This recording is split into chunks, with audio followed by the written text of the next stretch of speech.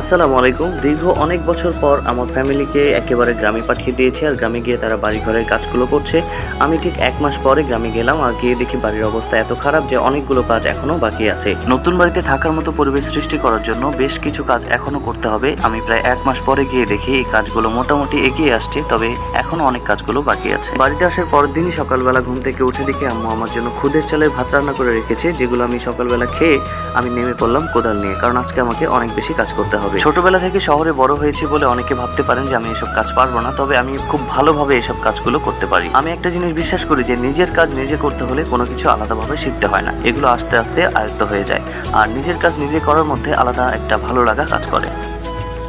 যেহেতু সারাদিন আমাকে শুয়ে বসে দিন কাটাতে হবে, তাই ভাবলাম এই কাজগুলো করে একটু এগিয়ে নেই।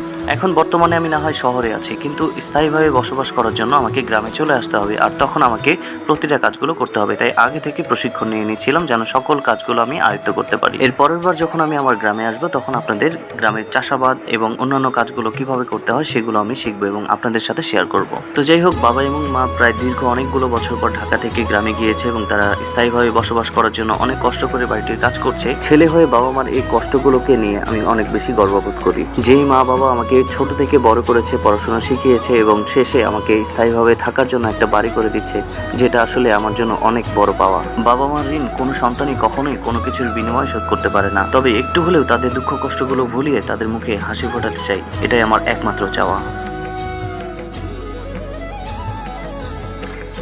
যেহেতু আমার ছোট্ট পরিবারের প্রায় সকলে চলে গিয়েছে গ্রামে, আর আমাকে থাকতে হচ্ছে ঢাকায়, তাই খুব তাড়াতাড়ি আমাকে গ্রামে যাওয়ার একটা ব্যবস্থা করতে হবে। চাকরি এবং পড়াশোনা শেষ না হওয়ার কারণে আমাকে ঢাকায় থাকতে হচ্ছে কষ্ট করে হলেও, তবে পরীক্ষার রেজাল্ট এবং চাকরির ট্রান্সফারের ব্যাপারটা শিওর হলে আমিও গ্রামের দিকে চলে যাব। কিছু বাড়তি ইনকামের জন্য পরিবার থেকে অনেক দূরে থাকাটা আসলে কষ্টকর, তাই মাঝে মাঝে ভাবি যারা প্রবাসে থাকে তারা পরিবার পরিজনকে ছেড়ে অনেক দূরে থাকে শুধুমাত্র একটু বাড়তি ইনকামের আশায়। তো যাই হোক, মোটরের পানি দেওয়া শেষ, এখন আমাকে যেতে হবে ছাদে, কারণ ছাদে আম্মু অনেকগুলো লাকড়ি শুকাতে দিয়েছে। গ্যাস থাকা সত্ত্বেও তিনি লাকড়িতে রান্না করবে, কারণ তিনি খরচ বাঁচাতে চান। যদিও গ্রামে অধিকাংশ বাড়িতেই লাকড়ি চুলা দিয়ে রান্না করা হয়, তবে আম্মু প্রায় অনেক বছর ধরেই লাকড়ি চুলা দিয়ে রান্না বান্না করে না, তাই ওনার অভ্যাস নাই। আর এই গরমে প্রচণ্ড রোদের তাপে ওনার অনেক বেশি কষ্ট হয়ে যাবে, তাই আমি একটু সহযোগিতা করছিলাম, কারণ আমি না করলে উনি এই রোদের মধ্যে এসে এগুলো কাটবে। যদি আমি বাড়িতে থাকতাম তাহলে ওনাকে কোনো কষ্টই করতে দিতাম না, কারণ সবগুলো কাজ আমি সামলে নিতাম। ঢাকা থেকে গ্রামে আসছি মাত্র 2 দিনের জন্য, আর এই 2 দিনের মধ্যে আমাকে যত সম্ভব প্রতিটা কাজ সুন্দরভাবে গুছিয়ে নিতে হবে।